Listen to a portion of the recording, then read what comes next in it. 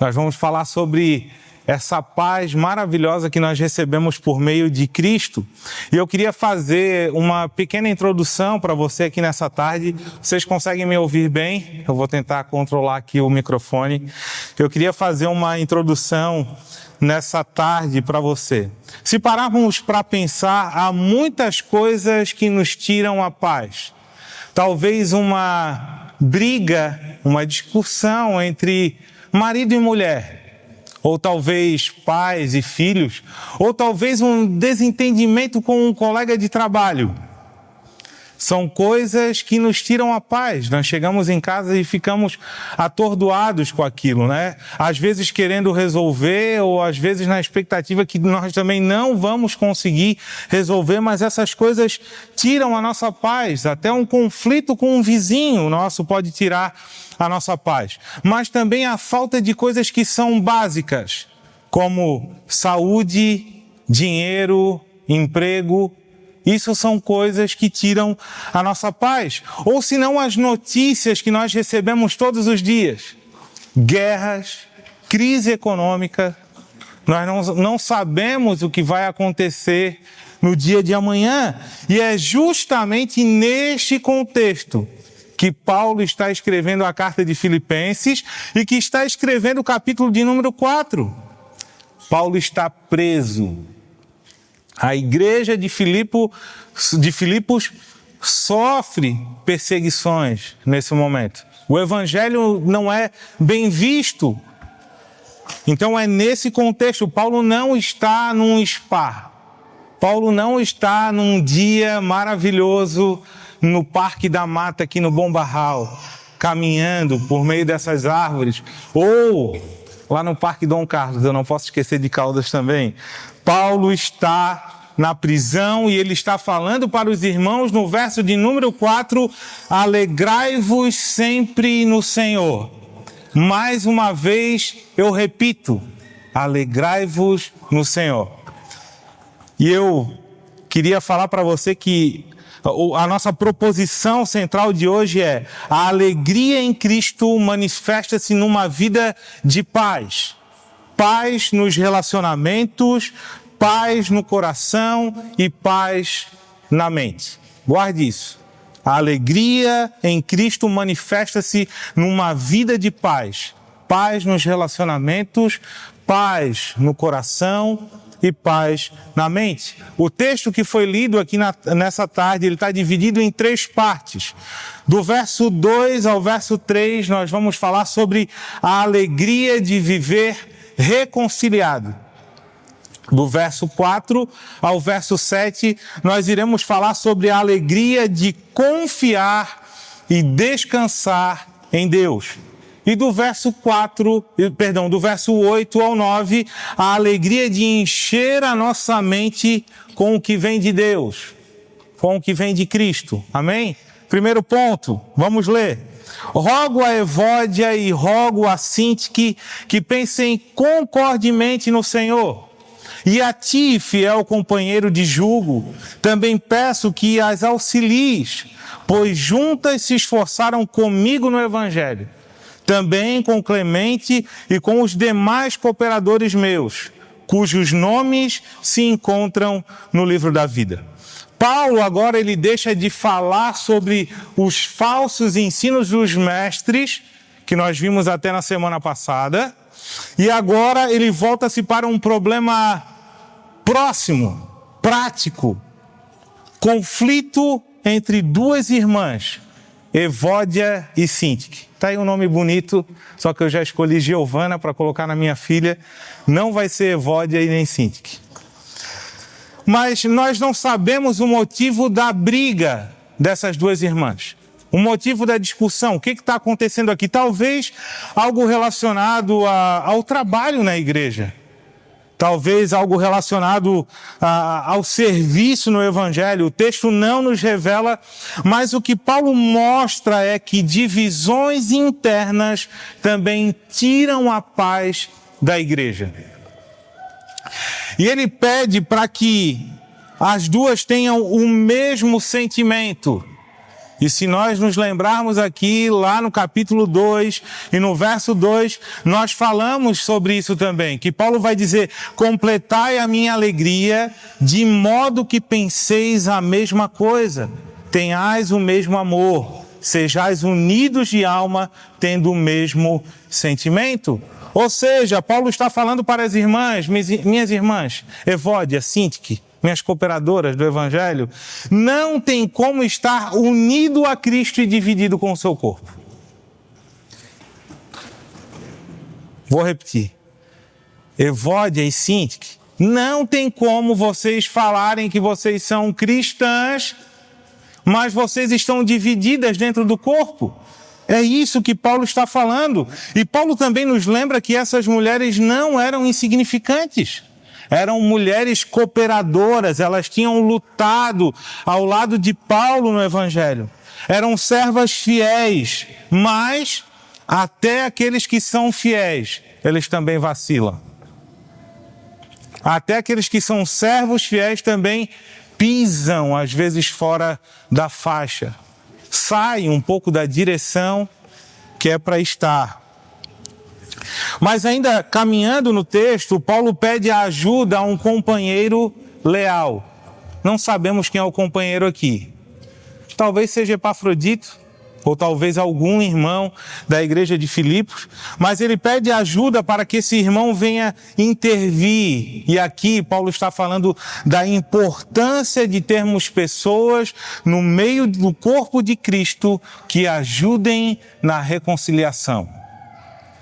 E faz parte do nosso chamado sermos embaixadores da reconciliação, segundo aquilo que Paulo mesmo escreve lá em 2 Coríntios, capítulo 5 e verso 18.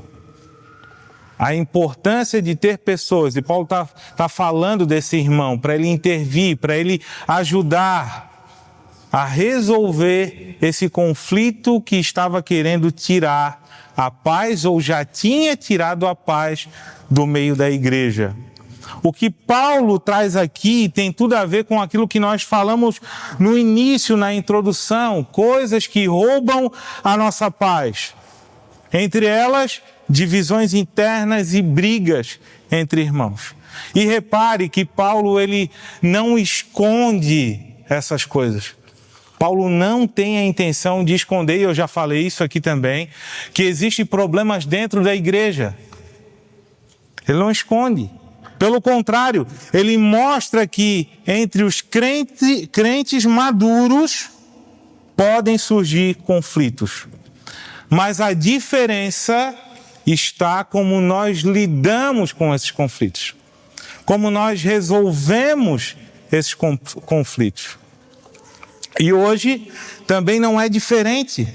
Discussões em famílias, desavenças na igreja, conflitos no trabalho, com o vizinho, tudo isso rouba a minha e a tua alegria, esgota as nossas forças, mas a palavra de Deus nos aponta um caminho.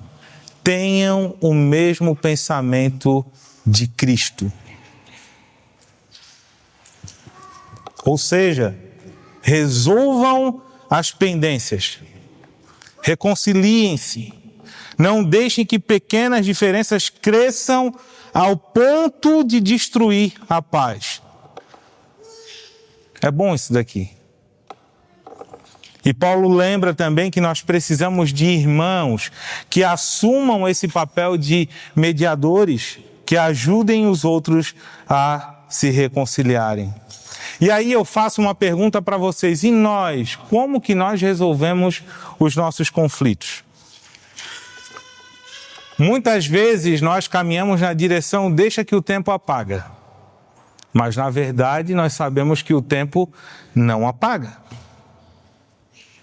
Ele apenas adormece uma ferida e ela continua lá.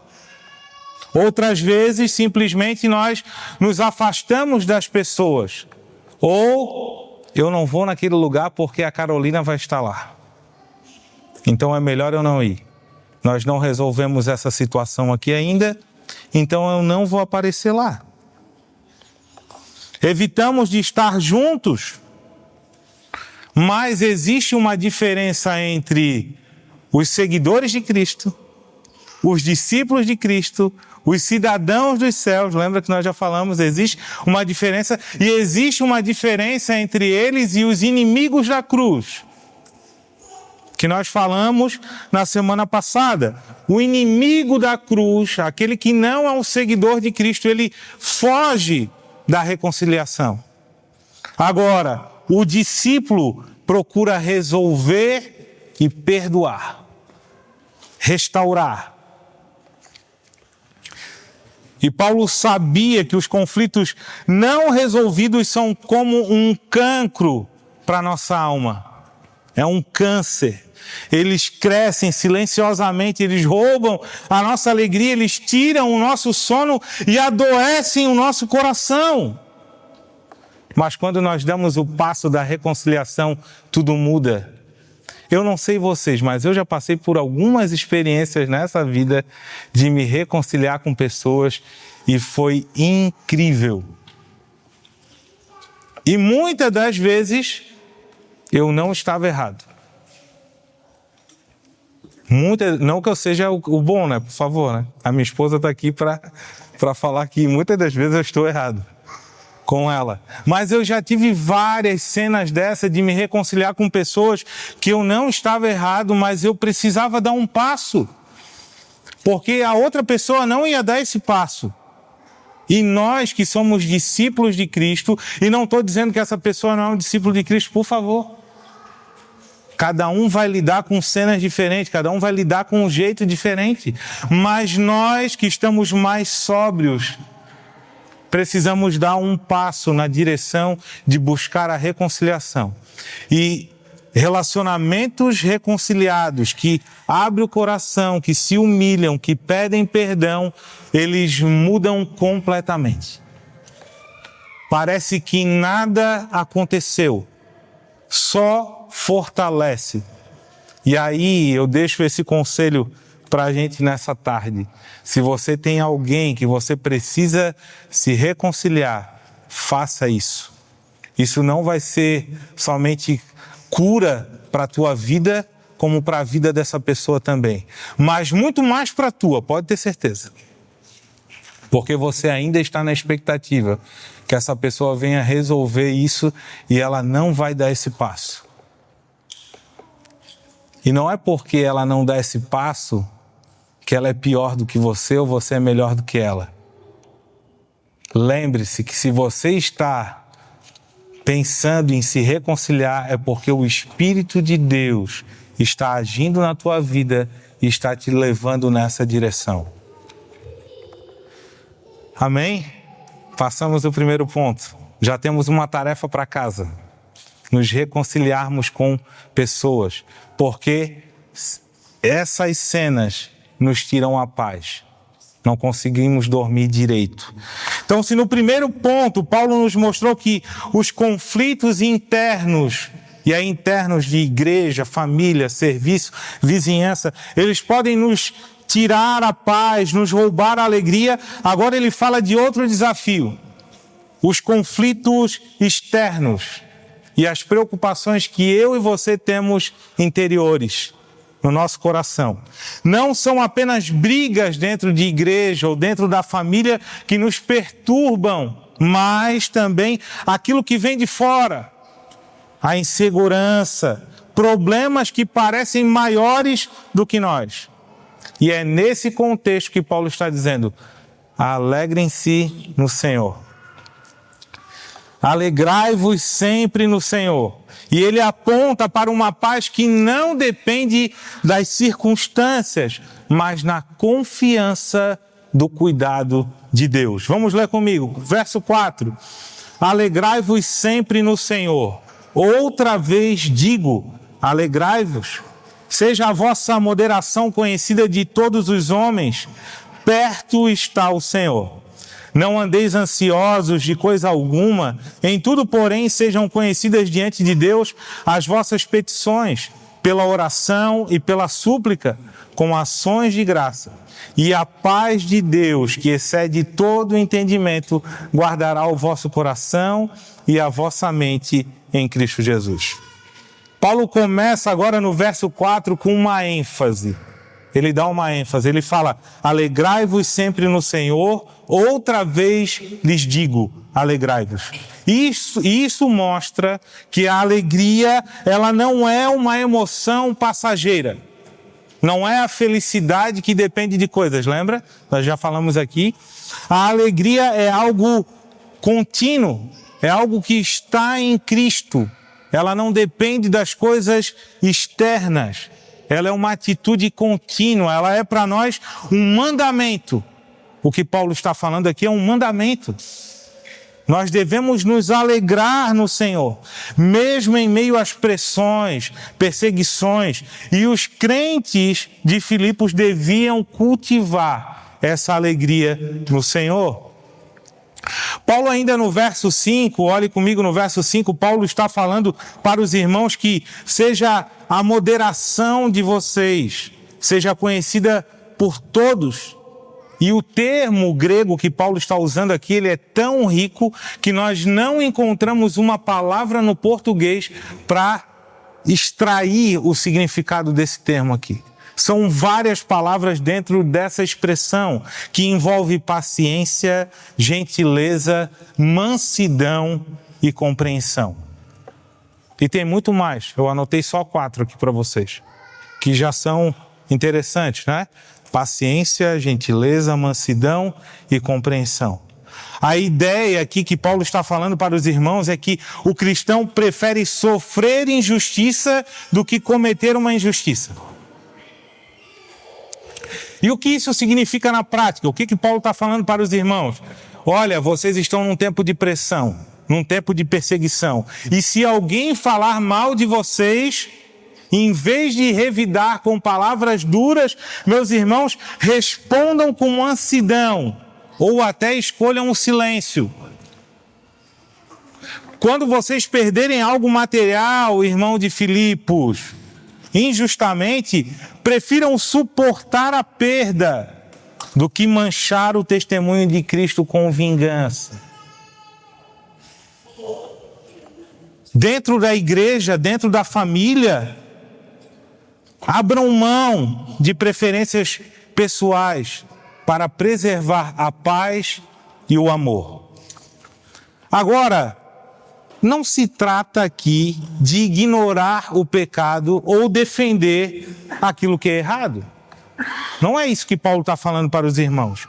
Mas ele está dizendo assim, para a gente não buscar fazer da nossa vontade um ídolo.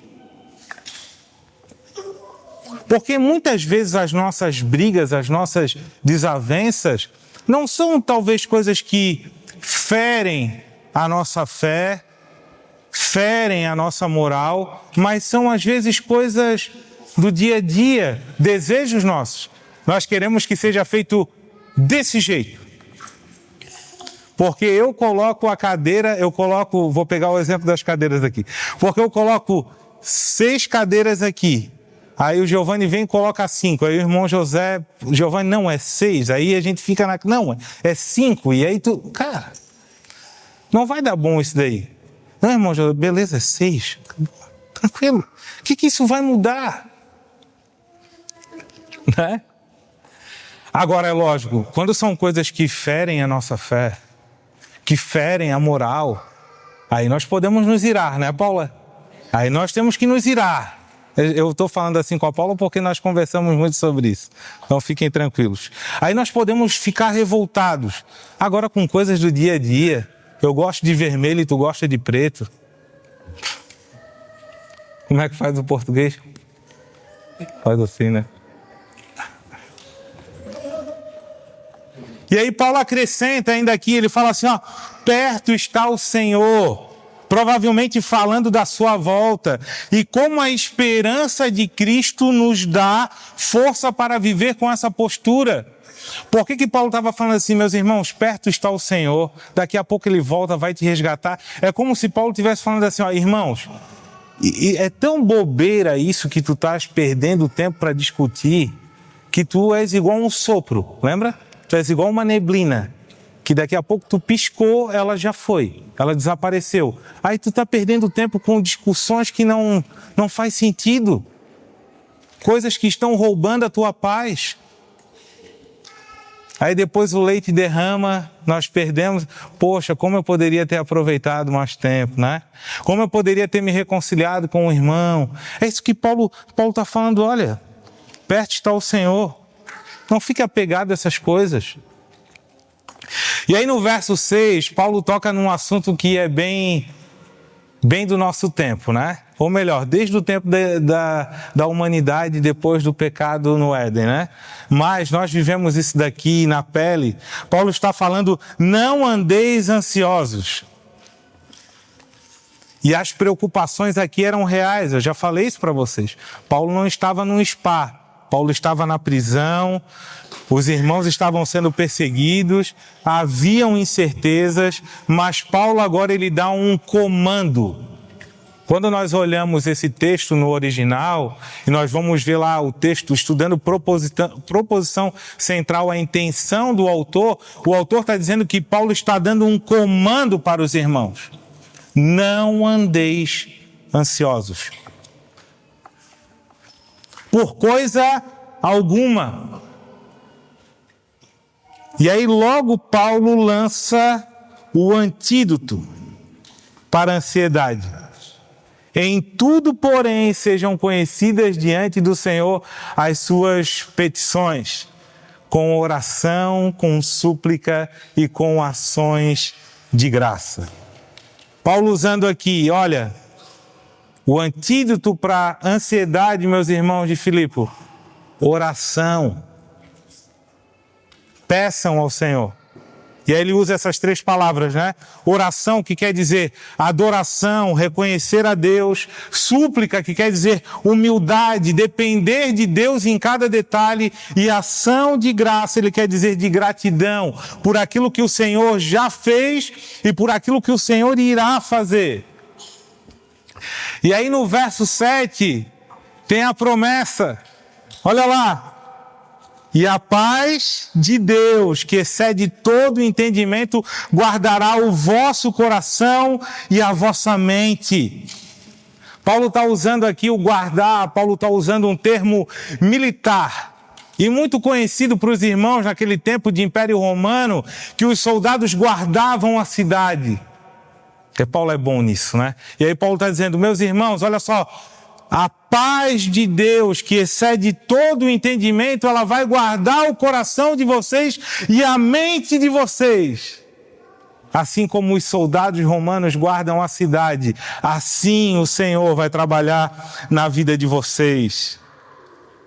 Então Deus protege os seus sentimentos e os seus pensamentos, meus irmãos, contra a ansiedade e o medo.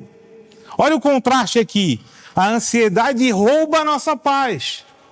As preocupações dessa vida roubam a nossa paz, mas a oração com gratidão traz essa paz que é transcendente, que vem de Deus. E agora, para mim e para você, nós já vimos que a nossa alegria ela não deve depender de fatores externos, mas ela deve depender do Senhor. E é exatamente isso que Paulo reforça aqui. E com a mesma ênfase que Paulo usou para os irmãos de Filipe, hoje Deus, pela sua palavra, Ele está usando para falar para mim e para você. Mesmo em meio às lutas, em meio às dificuldades, aos problemas que essa vida ou as coisas nos oferecem, alegrem-se no Senhor. E eu repito, alegre-se no Senhor.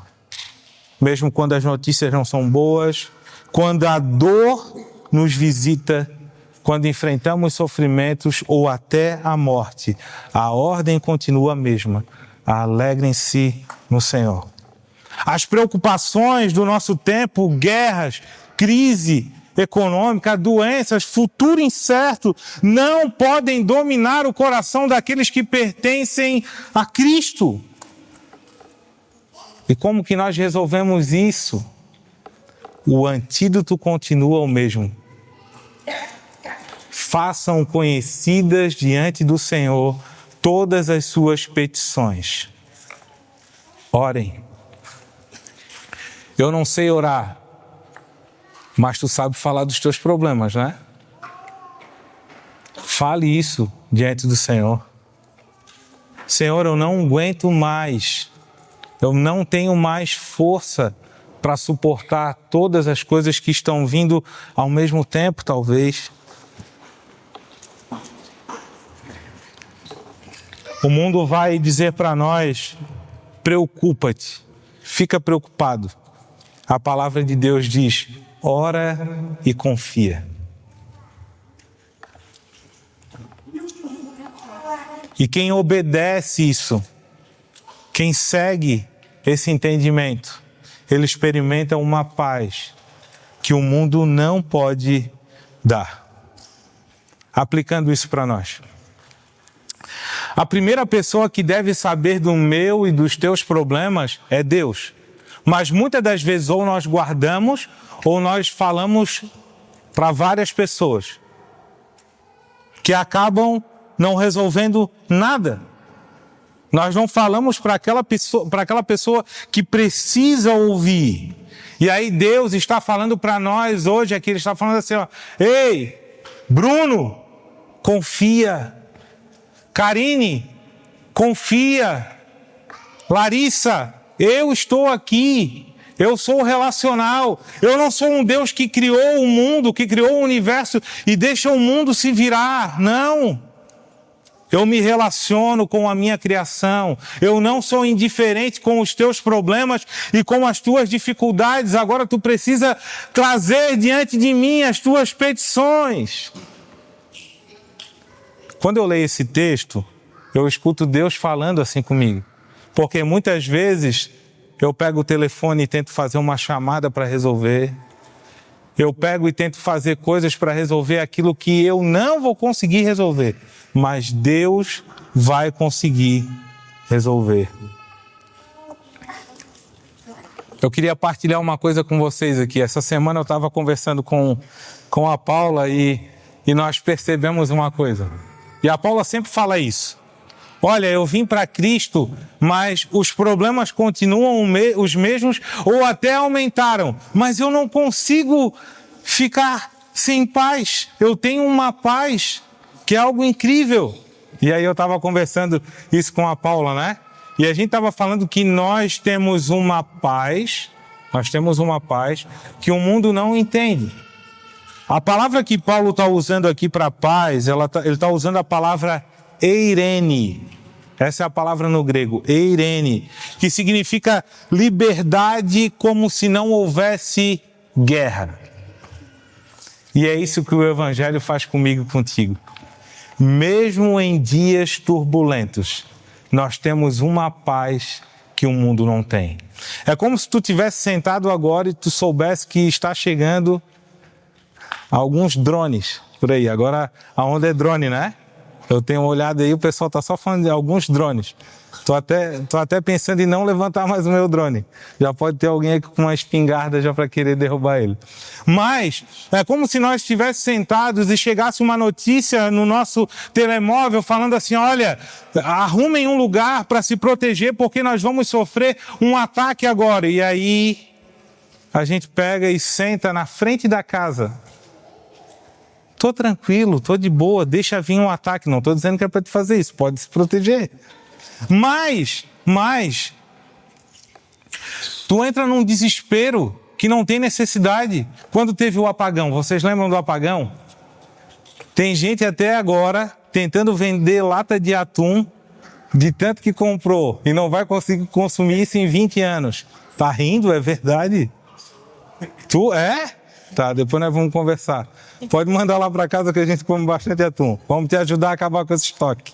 Mas olha, é uma realidade. Eu lembro do Brasil, quando teve algumas crises lá, acho que já contei para vocês também. O meu pai um dia pegou o telefone, pegou e me ligou, falou, Júnior, e aí, já fosse no mercado?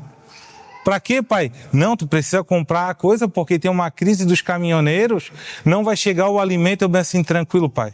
Eu sei que eu não preciso ser negligente, eu tenho uma família numerosa, e eu sei que eu não posso ser negligente, mas eu também não posso entrar em desespero.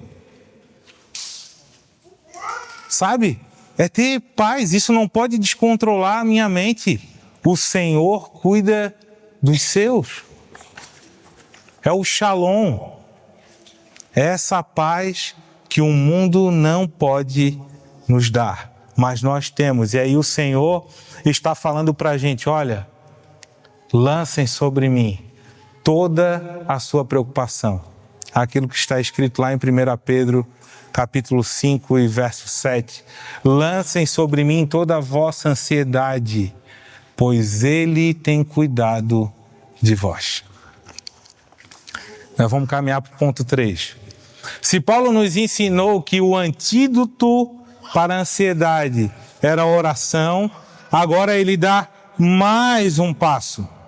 Porque não basta tirar as preocupações do coração, é preciso encher a nossa mente com coisas que vêm de Deus. Essa é a direção do texto. Tá? A paz de Deus, ela não é ausência de problemas, é presença de pensamentos moldados por Deus. Deus não vai tirar os nossos problemas. Nós vamos continuar com as nossas dificuldades. Mas se o nosso pensamento estiver moldado segundo a vontade do nosso Deus, nós vamos ter uma paz que as pessoas vão falar, o que é isso? É uma fortaleza. A nossa paz vai ser conhecida como uma fortaleza. E é isso que Paulo vai nos mostrar no versículo 8 e 9. Vamos lá.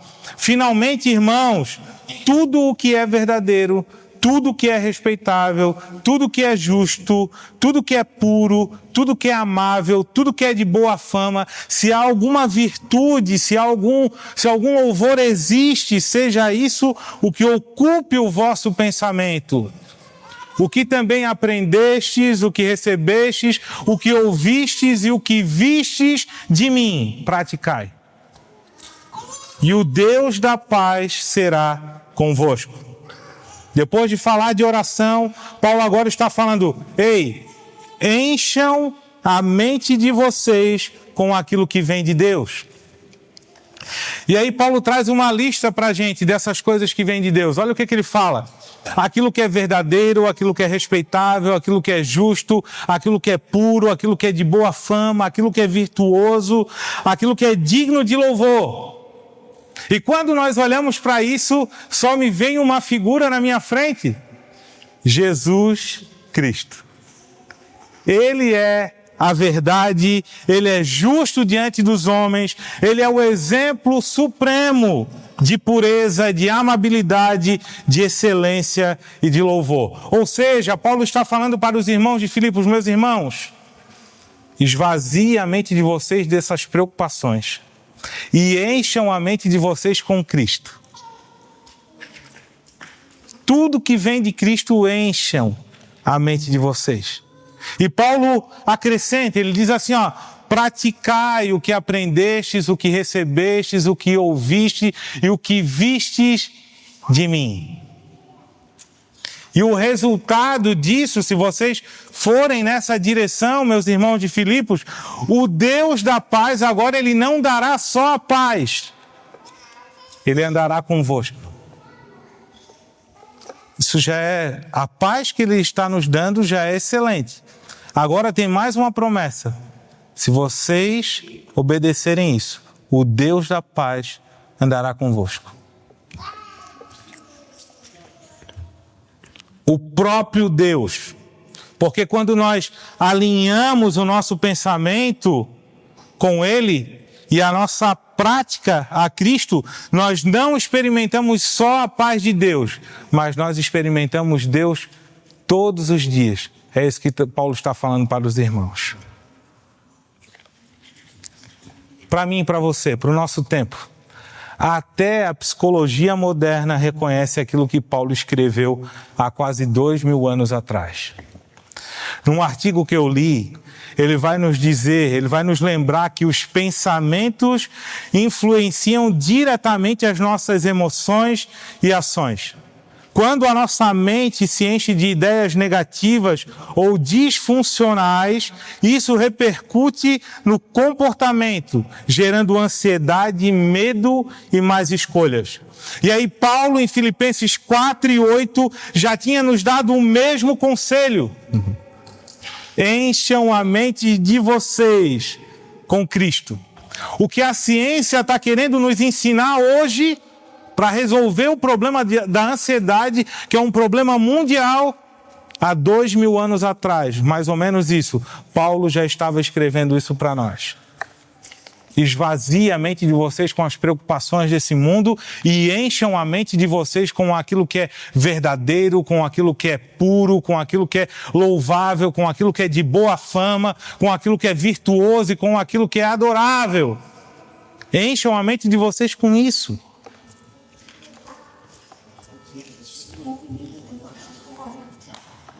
Coloquem em ação aquilo que vocês aprenderam, aquilo que vocês receberam, aquilo que vocês ouviram e aquilo que vocês viram. Praticai. Porque assim, meus irmãos, a vida cristã, ela sai da teoria e ela vai para a prática. Não adianta de nada eu e você ouvirmos tudo isso que nós ouvimos aqui, nessa tarde. E chegar no dia de amanhã, a primeira notícia que nós recebemos de guerra, de dor, de tristeza e de sofrimento, a gente se desesperar, não adianta de nada. Pratiquem. Coloquem no seu dia a dia. Nesta semana, nós podemos fazer um exercício simples, mas poderoso. Eu queria deixar essa lição para você e para mim nessa semana.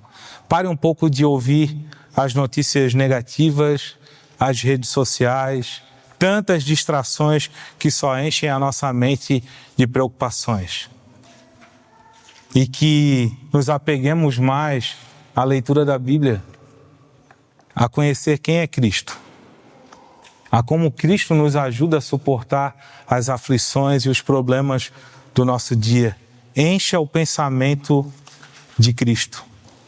Que as nossas conversas em família, ou com amigos, ou com irmãos, não sejam conversas recheadas de tragédias ou falando mal da vida alheia, mas sim recheadas de Cristo. Nós somos rápidos para falar das pessoas, para nos comparar com as pessoas, para falar mal, nós somos rápidos. Mas nessa semana, faça a diferença. Seja rápido para encher a vossa mente com aquilo que vem de Cristo. Se alguém vier falar de alguém para você, fala assim, não quero escutar isso não, rapaz. Fala aí sobre Cristo para mim. A pessoa pode até ficar chateada contigo no começo, mas ela vai se ligar. Não. Não quero saber sobre isso, eu quero saber sobre Cristo, coisas que me trazem esperança. E aquilo que nós aprendemos, recebemos, ouvimos e vimos, que não fique guardado apenas como teoria, mas que se transforme realmente em vida prática. Porque a verdadeira alegria de viver em paz nasce quando a nossa mente está cheia de Cristo e a nossa vida reflete Cristo. Concluindo, Paulo nessa tarde, através da sua carta aos Filipenses, nos mostrou que a alegria de viver em paz, ela passa por 3 dimensões. Reconciliação, isso tira a nossa paz e nós precisamos nos reconciliar com pessoas, porque não dá para dizer que sou cristão ou que vivo Cristo se eu estou num corpo dividido. Não dá. Confiança, lançar sobre Deus todas as nossas preocupações, as nossas ansiedades, porque Ele tem cuidado de nós. Quando nós temos a confiança em nós ou em outras coisas, nós perdemos a confiança em Deus. Nós não olhamos Deus como alguém que pode nos ajudar e nós precisamos confiar em Deus. E terceiro, mente cheia de Cristo. Encher o nosso pensamento com o que é verdadeiro, com o que é justo, puro e praticar aquilo que nós aprendemos. Mas repare que cada ponto aqui, a resposta final, ela não está em mim e em você, mas ela está em Cristo. Porque nós só podemos nos reconciliar com pessoas, ou com Ele, ou com Deus, principalmente, porque Cristo nos reconciliou primeiro. Nós só podemos confiar porque Ele carregou sobre si e Ele é o porto seguro onde nós podemos depositar todas as nossas preocupações. Nós só podemos ter a mente transformada porque nós temos o acesso à mente de Cristo. E aí Paulo, ainda na prisão, escreve na sua carta aos Efésios, capítulo 2, e verso 14, dizendo que Jesus é a nossa paz. Meus irmãos, a paz não é um sentimento. A paz é uma pessoa e o nome dela é Jesus Cristo. A paz você não vai encontrar na prateleira de um supermercado. Você não vai encontrar dentro de uma gaveta. Você não vai encontrar numa farmácia. Você não vai encontrar numa consulta. A paz você vai encontrar em Cristo Jesus. E onde nós encontramos ela? Na Bíblia. A palavra do Senhor vai nos mostrar essa paz. Conta-se a história que um professor, e aí eu termino, tá? Conta-se a história que um professor levou um copo vazio de água para dentro da sala. Um copo vazio para dentro da sala de aula. E aí ele faz a pergunta para os alunos: se eu deixar esse copo aqui durante alguns dias, o que vai acontecer com ele? Aí tiveram várias respostas. Vai encher de poeira, vai encher de sujeira, talvez até insetos vão entrar dentro desse copo. Aí o professor pega uma água limpa e enche esse copo até a boca. E ele fala assim: agora ele não vai encher mais de sujeira, de poeira ou de insetos. Assim é a nossa mente. Quando ela está vazia, o mundo trata de trazer problemas, preocupações, incertezas, dúvidas. Mas quando ela está cheia de Cristo, não há espaço para nada disso. Então, que nessa semana, a minha e a tua mente sejam cheias de Cristo. Amém? Se coloque de pé por bondade.